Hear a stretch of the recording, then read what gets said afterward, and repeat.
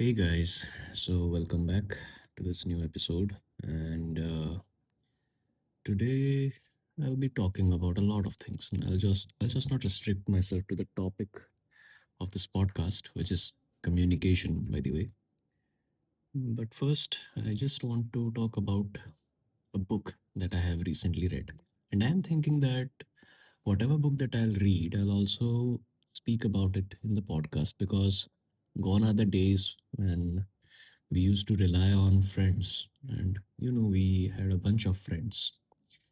One guy for suggesting songs, one guy for suggesting music, one guy for suggesting sports or whatever, cars, something. I mean, people had various interests and we all relied upon them. And who do we rely upon right now? Just our social media feeds, right? And It's nothing else. I mean, if something or the other just happens to come up on my reels, then I get curious about it. I don't rely upon anyone else. I get curious, I search it on ChatGPT instead of asking around, and that's how I get my information these days. I miss the good old days. I mean, everyone, we had a bunch of friends having similar interests. Maybe someone or the other had a slightly varied interest, but we gave him space to explore that. Right now, we're just in our isolated cocoons, feeling happy, and we get distressed whenever someone invades that cocoon. Let's see how this goes. So, yeah, coming back to the point, I was talking about this book, Flowers for Algernon. And yeah, from today, as one of my listeners suggested, I'll be modulating my voice more often and I'll also use my other tongue. I mean, I won't say it's my mother tongue, the other tongue, Hindi, because not many of you know my mother tongue. So, yeah, I'll be using Hindi. Now, this book, Flowers for Algernon, it deals with how a stupid guy or a moron basically elevates himself to a genius of pure intellect, breaching the levels of IQ quotient that we usually know, how he does that, and how he again falls back to being that old dumb guy. And you know what's beautiful about it? What's beautiful about this book? It provides you a unique experience. It lets you live the life of that person who goes on to become a genius from a dumb guy and then again falls back to being dumb.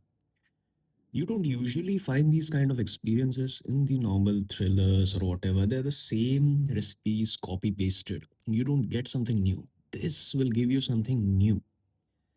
So yeah, and you know that pain that he has when he starts losing something that he worked so hard for. That's what really gets you, and it makes you think. Think about when you are working tirelessly day in and day out for something that you want to achieve, and then in front of your very own eyes, you see it slipping away slowly and slowly and slowly, and you have no control over it. So this book explores the depth of those emotions, and I mean, it's a lovely book. I think you all should read it, and it will also sensitize you to people who are less fortunate and do not have that much of intelligence. You'll be sympathizing with them. You'll not be too cruel to them. So yeah, that's about it.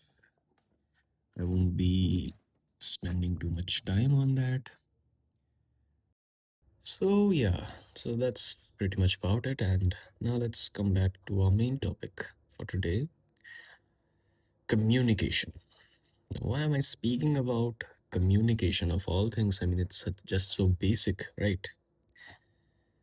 But let me begin with this premise that we are not solitary beings. There is almost nothing in this universe which is solitary. If something appears solitary on the outside, then deep inside, there will be particles which are communicating with each other. Now think about it. The chirping of birds in the morning, it's a form of communication. The opening of buds and blooming of flowers in the morning, this too is a form of communication in the type of response to the sunlight.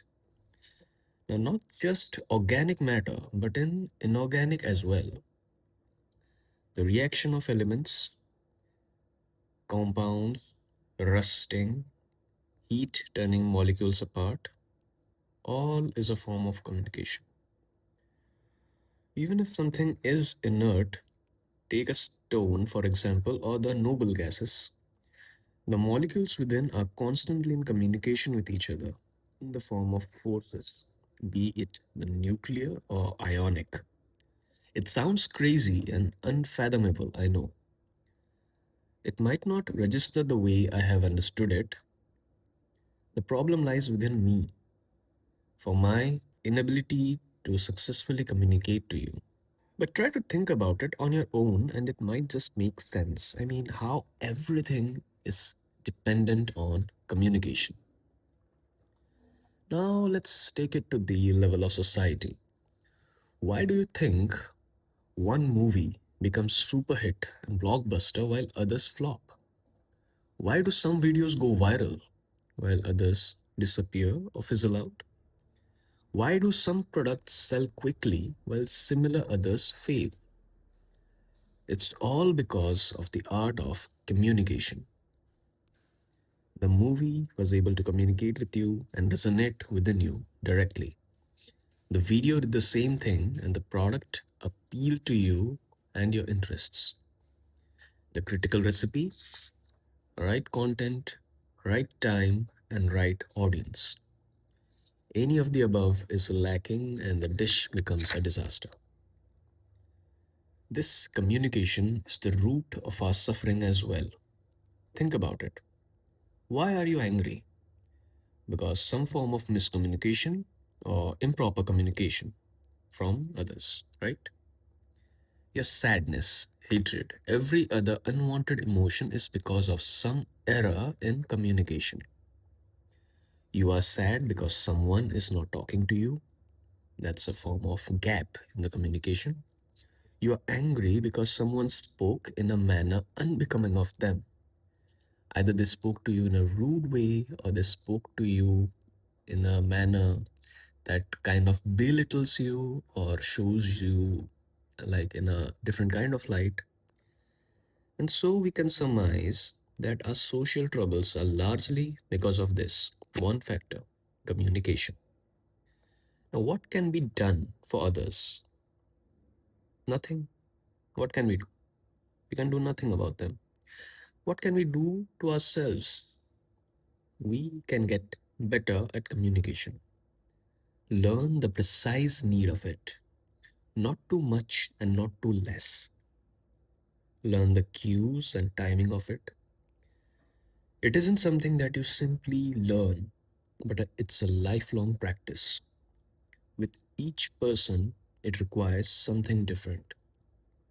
The level of communication and the complexity of it that you can have with a child will differ from that of an adult, and then it also differs people from, I mean, different backgrounds. You can maybe communicate easily with your own friends and others, while talking with CEOs or people in higher posts, you need a little more complexity in that. And this skill builds better when we seek inside ourselves rather than looking outside. We fail to communicate with the most important being in the entire world, that is, ourselves. When you get angry, ask yourself, what was it that made you angry? When you get rash or brazen or arrogant, take some time off and then think about it. What is it that is making you arrogant? And once you learn what is that thing, you will be able to understand people better. You will be better at communicating, at solving other people's problems maybe, or maybe just understanding them, if not, if you cannot just solve them. The more you know about yourself, the more comfortable you will be with yourself, and you'll become kinder and more compassionate. Well, I guess that's pretty much it. I will report again if something new comes up. And if you want me to talk about a specific topic or any specific domain, then you're free to let me know in my Discord channel that I have posted in the link above.